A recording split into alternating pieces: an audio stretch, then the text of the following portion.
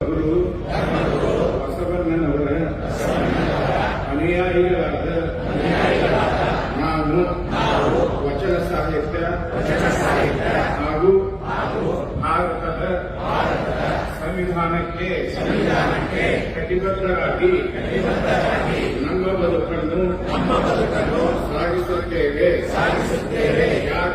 ಜಾತಿ ಮತ ಪಂಥ ಮತ್ತು ಲಿಂಗಭೇದ ಮಾಡದೆ ಸರ್ವರನ್ನು ಸಮಾನವಾಗಿ ಕಾಣುತ್ತೇವೆ.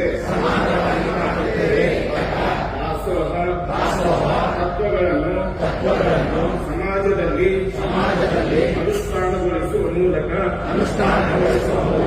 ಸಮೃದ್ಧ ಹಾಗೂ ಸಂತೃಪ್ತ ಭಾರತದ ನಿರ್ಮಾಣಕ್ಕೆ ಶ್ರಮಿಸುತ್ತೇವೆ. ಲಿಂಗಾಯತರೆಲ್ಲರೂ ಇಷ್ಟಲಿಂಗಧಾರಿಗಳಾಗಿ ಏಕದೇವ ನಿಷ್ಠೆಯುಳ್ಳವರಾಗುತ್ತೇವೆ.